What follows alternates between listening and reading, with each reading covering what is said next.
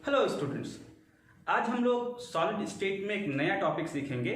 Ab2 type के आयनिक solid का structure और A2B टाइप के आयनिक सॉलिड का स्ट्रक्चर। तो पहला टॉपिक हम लोग स्टार्ट करते हैं कि Ab2 टाइप के आयनिक सॉलिड का स्ट्रक्चर क्या है। बच्चों, Ab2 टाइप के आयनिक सॉलिड का स्ट्रक्चर जानने के लिए हम लोग को कैल्शियम फ्लोराइड का स्ट्रक्चर जानना होगा। कैल्शियम फ्लोराइड की संरचना को, स्ट्रक्चर को हम फ्लोराइड संरचना भी कहते हैं। तो मैं पहला पॉइंट लिख देता हूं।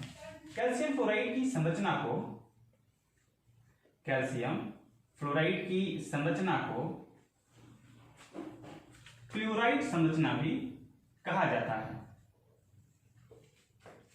फ्लोराइड संरचना भी कहा जाता है। यह पहला पॉइंट हो गया। और दूसरा पॉइंट यह है कि कैल्शियम फ्लोराइड को 1:2 या 1:2 का यौगिक कहते हैं, कंपाउंड कहते हैं। दूसरा पॉइंट यह आया कि इसको 1:2 या 1:2 का यौगिक क्यों कहते हैं, क्योंकि जब हम लोग कैल्शियम फ्लोराइड का आयनाइजेशन कराते हैं तो हमको एक कैटायन या एक धनायन और 2 ऋणायन प्राप्त होता है। तो एक कैटायन और 2 एनायन मिल रहा है, इसलिए कैल्शियम फ्लोराइड को 1:2 का यौगिक कहते हैं, या Ab2 टाइप के आयनिक सॉलिड को भी 1:2 का यौगिक कहते हैं। अब ध्यान रखने वाली बात यह है कि जो कैल्शियम फ्लोराइड का जो संकुलन होता है,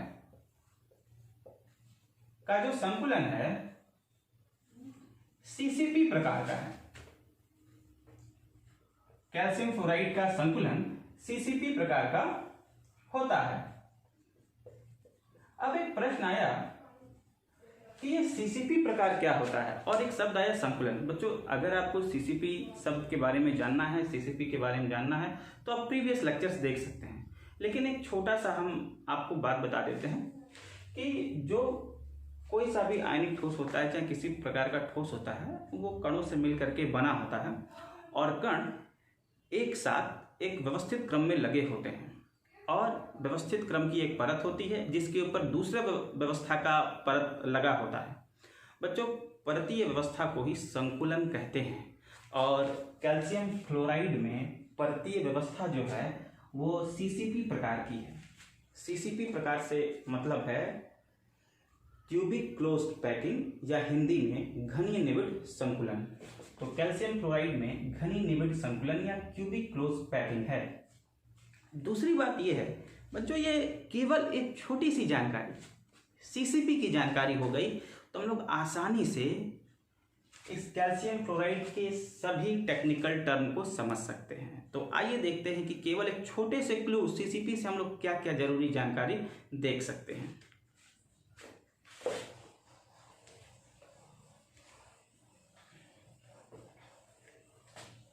अब ये पॉइंट हम लोग लिख लेते हैं कि CCP अरेंजमेंट। अब CCP अगर संकुलन है बच्चों, तो CCP संकुलन में केवल एक प्रकार का इकाई सेल होता है, यूनिट सेल होता है, जिसको हम लोग FCC प्रकार का कहते हैं। तो आइए देख लेते हैं कि FCC प्रकार के यूनिट सेल की क्या विशेषता है।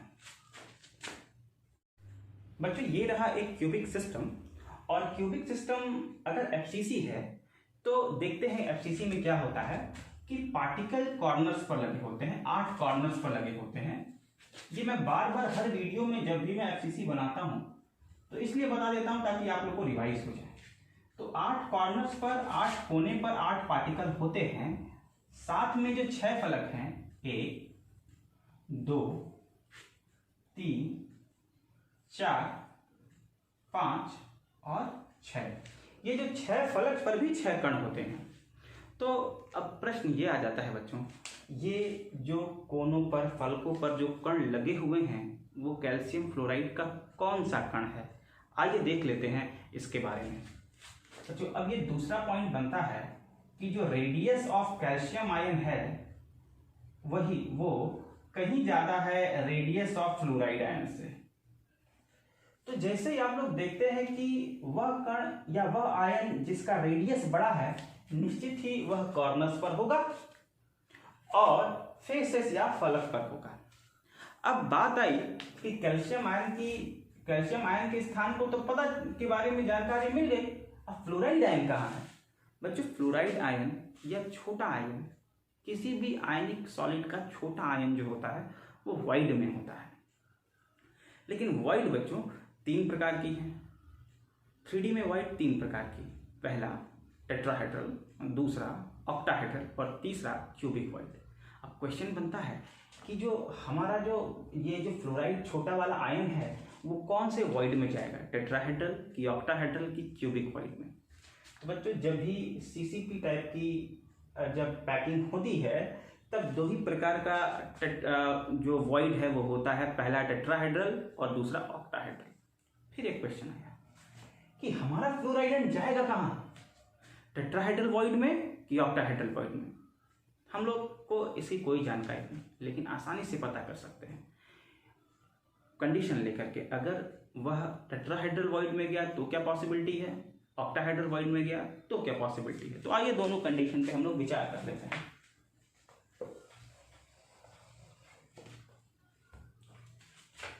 पहला पॉइंट ये रहा कि यदि F माइनस ऑक्टाहेड्रल यानी कि अष्टफल की रिक्ति में जाएगा, यदि फ्लोराइड आयन ऑक्टाहेड्रल वॉइड में जाएगा तो क्या होगा। इसके लिए हमको पता होना चाहिए कि यहाँ पे ऑक्टाहेड्रल वॉइड कितने हैं, और ऑक्टाहेड्रल बताता है, नंबर ऑफ ऑक्टाहेड्रल वॉइड बताता है कि ऑक्टाहेड्रल वॉइड कितने हो सकते हैं, जितने की FCC में पार्टिकल हो सकते हैं। n जो बताता है वो पार्टिकल नंबर बताता है। अब FCC ये जो यूनिट सेल है उसमें कितने पार्टिकल हैं? बच्चों, FCC यूनिट सेल में केवल 4 पार्टिकल होते हैं। इसका मतलब जो कैल्शियम आयन है, भले यहाँ पर 8 और 6 14 दिख रहा है, लेकिन 14 नहीं है बच्चों। 14 का जो एक्चुअल कॉन्ट्रीब्यूशन है वो केवल 4 है, और इसकी जानकारी अगर करनी है तो पिछले वीडियो में आप जा करके देख सकते हैं। तो जो ऑक्टाहेड्रल वॉइड का नंबर है वो कितना हो गया, 4। तो अगर हम लोग, और जो नंबर बताता है वो कैल्शियम आयन का नंबर है, तो ऑक्टाहेड्रल वॉइड अगर 4 है तो कैल्शियम आयन भी कितने हो गए, 4 हो गए। तो एक रेशियो देख लेते हैं, Ca2+ और फ्लोराइड आयन का रेशियो, 4 पार्टिकल कैल्शियम आयन के, और जितने पार्टिकल होते हैं उतने ही ऑक्टाहेड्रल वॉइड होते हैं। और अगर फ्लोराइड अगर ऑक्टाहेड्रल वॉइड में गया तो 4 ऑक्टाहेड्रल वॉइड में अगर जो है हमारा फ्लोराइड आयन गया तो 4 4/4 हो गया। तो यहां से रेशियो बना 1/1। और बच्चों, आपको पहले ही बता दिए हैं कि जो कैल्शियम फ्लोराइड है वो 1:1 का जो कंपाउंड नहीं है, वो 1:2 का कंपाउंड है। तो यहाँ पर रेशियो 1:2 आना चाहिए। तो चूंकि F माइनस अगर ऑक्टाहेड्रल वॉइड में जाएगा तो रेशियो डिस्टर्ब हो जाएगा, इसलिए फ्लोराइड आयन ऑक्टाहेड्रल वॉइड में नहीं जाएगा। जरा देखते हैं कि टेट्राहेड्रल वॉइड में अगर जा भी रहा है तो क्या वो क्राइटेरिया को फुलफिल कर रहा है कि नहीं कर रहा है। अगर फ्लोराइड आयन टेट्राहेड्रल वॉइड में जाएगा तो क्या होगा। बच्चों, आपको मैं बता दूं कि tetrahedral void is equals to 2 × n होता है, क्लियर। और n की वैल्यू है 4, तो टेट्राहेड्रल वॉइड कितना होगा, 8। जितना टेट्राहेड्रल वॉइड उतना ही फ्लोराइड आयन जाएगा, तो फ्लोराइड आयन की भी संख्या कितनी हो जाएगी, इसमें 8 हो जाएगी। तो रेशियो कितना आ जाएगा, 2 आ जाएगा। और अब देखो, अगर फ्लोराइड आयन टेट्राहेड्रल वॉइड में जा रहा है तो रेशियो जो पार्टिकल का है वो 1:2 मिल रहा है। और ये जो रेशियो है ये वही रेशियो है जो कैल्शियम फ्लोराइड में आयंस का होता है। तो ये सेटिस्फाई कर रहा है, ये कंडीशन सेटिस्फाई कर रहा है, इसलिए हम समझेंगे कि फ्लोराइड आयन कहाँ जा रहा है, टेट्राहेड्रल वॉइड में जा रहा है। तो यहां से हमको एक और पॉइंट मिल गया। पॉइंट ये कहता है, बच्चों जितने भी पॉइंट मैं लिखवा रहा हूं वो वीडियो पॉज करके आप जरूर देख लीजिएगा और लिख लीजिएगा, प्रॉपरली उसको लिख लीजिएगा। अब अभी यहां से हमको जानकारी क्या मिली है कि कैल्शियम आयन का त्रिज्या बड़ा है, त्रिज्या बड़ा या अधिक है, अतः कैल्शियम आयन संकुलन में भाग लेगा, संकुलन में होगा। और इस संकुलन में भाग लेने का मतलब यह है कि एफसीसी में जहां जहां पार्टिकल होते हैं वहां कौन होगा, कैल्शियम आयन होगा। क्यों होगा, क्योंकि उसका रेडियस बड़ा है। अब दूसरा पॉइंट यह है, फ्लोराइड आयन सभी टेट्राहाइड्रल वॉइड में जाएगा। क्लियर, यही पता चल गया। और ये भी पता चल गया है कि नंबर ऑफ कैल्शियम आयन कितने हैं, 4 है, और नंबर ऑफ फ्लोराइड आयन कितने हैं, 8 हैं। ये भी जानकारी मिल गई। तो बच्चों अब हम लोग चलते हैं ये देखने के लिए कि इस एक ही इकाई सेल में जहां टेट्राहेड्रल वॉइड में फ्लोराइड आयन है और जहां कॉर्नर और फेस पर कैल्शियम आयन है, actual number of calcium fluoride एक एफसीसी में कितने हैं या पर यूनिट कैल्शियम फ्लोराइड के पार्टिकल कितने हैं, ये हमको देखना है।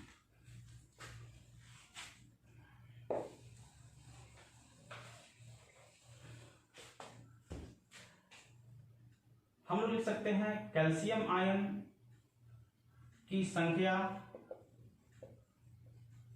बराबर 4, फ्लोराइड आयन की संख्या बराबर 8, अतः एक एफसीसी इकाई सेल में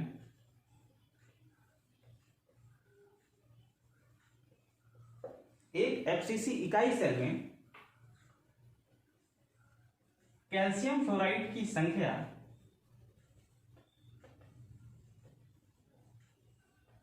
बराबर 4। क्यों 4? अगर 4 कैल्शियम फ्लोराइड का अगर हम आयनाइजेशन कराते हैं तो हमको 4 कैल्शियम आयन और 8 फ्लोराइड आयन मिलते हैं। यही तो हमको मिला था एक एफसीसी में। तो इन दोनों से मिलकर के कितने कैल्शियम फ्लोराइड बनेंगे, 4। तो पर यूनिट सेल में कैल्शियम फ्लोराइड होगा कितना, 4। अब ये टॉपिक भी मिल गया। कई बार एग्जाम में पूछ लेता है कि स्ट्रक्चर बनाते हुए पूछता है कि दिखाइए कि टेट्राहेड्रल वॉइड में फ्लोराइड आयन कहाँ है। तो ये हम लोग टेट्राहेड्रल वॉइड बनाने की कोशिश करते हैं। एक एफसीसी यूनिट सेल को जब 8 छोटे छोटे पार्ट में एक यूनिट सेल में डिवाइड किया जाता है तो ऐसा स्ट्रक्चर बनता है। बच्चों यहाँ पर मैंने एक छोटा सा यूनिट सेल दिखाने की कोशिश की है और जो अननेसेसरी लाइंस है उसको मिटा दिया है। तो अब आप देखिए कि इस छोटे से यूनिट सेल में 1, 2, 3 और 4 पार्टिकल दिख रहे हैं। और इन 4 पार्टिकल से अगर इन 4 पार्टिकल को जोड़ा जाए, अगर इन चारों पार्टिकल को जोड़ दिया जाए तो एक चतुष्फलकीय रिक्ति का निर्माण हो रहा है। और ये जो चतुष्फलकीय रिक्ति है, ये जो चतुष्फलकीय रिक्ति आप देख पा रहे हैं, इसी में एक फ्लोराइड आयन है। तो बच्चों एक एफसीसी इकाई सेल को 8 छोटे छोटे इकाई सेलों में बांटने के पश्चात एक छोटे से इकाई सेल में एक चतुष्फलकीय रिक्ति या एक टेट्राहेड्रल वॉइड जनरेट होता है। इसलिए 8 छोटे इकाई सेल में 8 टेट्राहेड्रल वॉइड जनरेट होगा। तो ये वो स्ट्रक्चर रहा जिसके द्वारा बताया जाता है कि कैसे कैल्शियम आयन के बीच में फ्लोराइड आयन होता है। तो अभी तक हम लोग जान चुके हैं कि सीसीपी पैकिंग होता है हमारे कैल्शियम फ्लोराइड में। हम लोग ये भी जान चुके हैं कि एफसीसी यूनिट सेल में कहाँ पर कैल्शियम आयन है, कहाँ पर फ्लोराइड आयन है। और हम लोग ये भी जान चुके हैं कि पर यूनिट एफसीसी सेल में कितने कैल्शियम फ्लोराइड के पार्टिकल होंगे। बच्चों अब हम लोग जानने का प्रयास कर रहे हैं कोऑर्डिनेशन नंबर पर पार्टिकल का कितना है। तो जैसा कि आप देख पा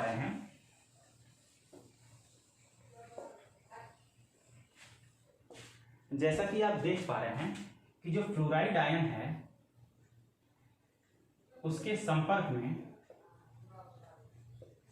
में 4, एक कैल्शियम आयन, 2 कैल्शियम आयन, यहां पे हो गया 3 कैल्शियम आयन और ये हो गया 4 कैल्शियम आयन। तो 4 कैल्शियम आयन के संपर्क में एक F- आयन है, इसलिए हम लोग लिखेंगे कि F- के संपर्क में 4 कैल्शियम आयन है, इसलिए F- का समन्वय संख्या या कोऑर्डिनेशन नंबर कितना होगा बच्चों? 4 होगा। अब देखते हैं कि कैल्शियम आयन का कोऑर्डिनेशन नंबर कितना है। बच्चों समझो हम लोग इसी यहां पर जो कैल्शियम आयन है उसका कोऑर्डिनेशन नंबर पता करना चाहते हैं। बच्चों हम लोग यही के कैल्शियम आयन का कोऑर्डिनेशन नंबर क्यों पता करना चाह रहे हैं? क्योंकि यहाँ पे दिख रहा है कि ये ठीक मिडिल में है, हालांकि किसी का भी पता कर सकते हैं लेकिन लाइन ड्रॉ करने में कठिनाई होगी। तो कैल्शियम आयन जो है वो एक ये जो यूनिट सेल है उसके फ्लोराइड आयन के कांटेक्ट में है, दूसरा यहां पर फ्लोराइड आयन होगा उसके कांटेक्ट में होगा, और तीसरा ये फ्लोराइड आयन यहां पर है उसके कांटेक्ट में होगा, यहां पर चौथा फ्लोराइड आयन है उसके कांटेक्ट में होगा। तो बच्चों ये 4 नीचे के फ्लोराइड आयन है, अगर इसको थोड़ा सा और एक्सटेंड किया जाए तो आप लोग इजीली समझ सकते हो कि इन 4 फ्लोराइड आयन के ऊपर भी 4 फ्लोराइड आयन होंगे जो कि कांटेक्ट में होंगे। तो इस तरीके से हम लोग देखें तो कुल मिलाकर के कैल्शियम आयन जो है वह 8 फ्लोराइड आयन के संपर्क में होगा, के संपर्क में होता है। अतः कैल्शियम आयन का कोऑर्डिनेशन जो नंबर होगा वो कितना होगा बच्चों? 8 होगा। तो बच्चों अभी तक हम लोगों ने जान लिया है कि कैल्शियम आयन कितना है यहाँ पर, फ्लोराइड आयन कहाँ कितना है यहाँ पर आयन का कोऑर्डिनेशन नंबर कितना है, एक यूनिट सेल में कितने कैल्शियम फ्लोराइड के पार्टिकल्स हैं, ये भी जान चुके हैं हम लोग कि कैल्शियम आयन कहाँ पर है और फ्लोराइड आयन कहाँ पर है। तो ये सारी जानकारी है कैल्शियम फ्लोराइड के स्ट्रक्चर के बारे में।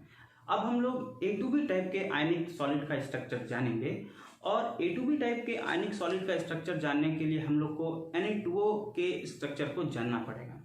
Na2O A2B टाइप का एक स्पेसिफिक एग्जाम्पल है। बच्चों Na2O के स्ट्रक्चर को एंटी फ्लोराइड स्ट्रक्चर कहा जाता है। एंटी फ्लोराइड इसीलिए कहा जाता है क्योंकि यह फ्लोराइड स्ट्रक्चर का बिल्कुल अपोजिट होता है। जहां पर केटायन थे अब वहां पर एनायन हो जाएगा, और जहां पहले एनायन था अब वहां केटायन हो जाएगा। तो आइए स्टार्ट करते हैं कि A2B टाइप का स्ट्रक्चर कैसा होता है।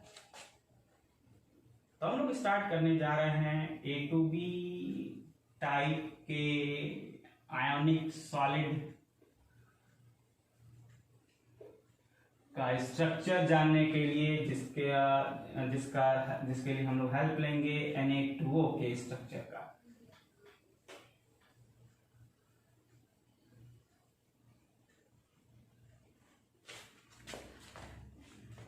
Na2O की संरचना को एंटी फ्लोराइड स्ट्रक्चर कहते हैं।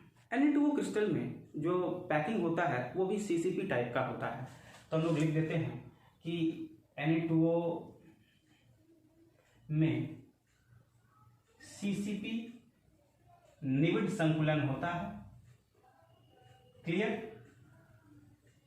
और आप देखेंगे कि जब Na2O का जब आयोनाइजेशन होगा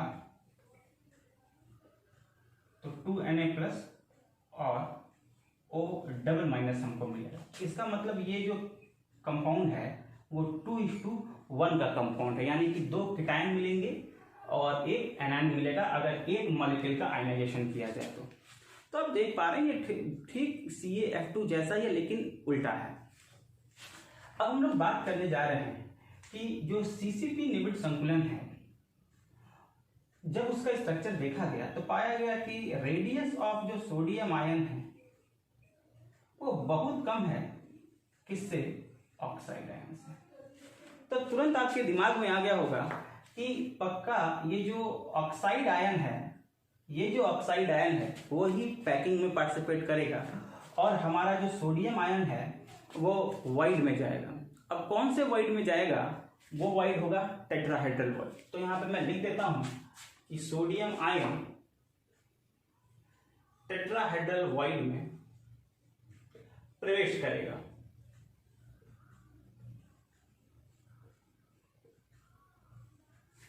और ऑक्साइड आयन संकुलन में भाग लेगा, पैकिंग में पार्टिसिपेट करेगा। क्लियर? और यहां पर बच्चों देखिए कि जो प्रति एफसीसी यूनिट सेल में CaF2 के जैसा ही, पर यूनिट सेल एफसीसी में CaF2 जैसा ही जो Na2O के जो पार्टिकल्स होंगे वो कितने होंगे? 4 होंगे।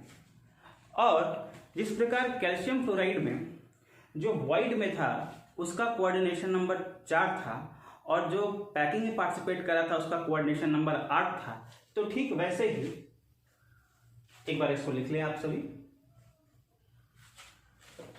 ठीक वैसे ही जो Na+ का कोऑर्डिनेशन नंबर होगा वो कितना होगा? 4। और जो ऑक्साइड आयन का कोऑर्डिनेशन नंबर होगा वो कितना होगा? 8 होगा। ये भी बात हमको पता चल गई है। दूसरा पॉइंट आप लोग को, जैसे कि कैल्शियम फ्लोराइड में जो कैल्शियम आयन था उसका नंबर ऑफ पार्टिकल 4 था, तो पैकिंग में यहाँ पे ऑक्साइड आयन भाग ले रहा है तो ऑक्साइड आयन के कण की संख्या बराबर कितना होगा? वो होगा 4। और सोडियम आयन के कण की संख्या बराबर कितना होगा? 8 होगा। तो बच्चों यही छोटी सी जानकारी थी Na2O की। Na2O में कुछ ज़्यादा जानने की बात नहीं थी क्योंकि Na2O में जो भी बातें हैं वो CaF2 जैसे ही हैं। बस अगर आयंस का जो पोजीशन है अगर चेंज कर दिया जाए और आयंस का नेचर चेंज कर दिया जाए तो ठीक हमको कैल्शियम क्लोराइड का ही स्ट्रक्चर देखने को मिलता है। तो मुझे लगता है कि आप सभी लोग को Na2O और CaF2 के स्ट्रक्चर के बारे में पूरी जानकारी मिली होगी। एग्जाम्पल आपके स्क्रीन पर है, CaF2 से रिलेटेड एग्जाम्पल और Na2O से रिलेटेड एग्जाम्पल। Thank you.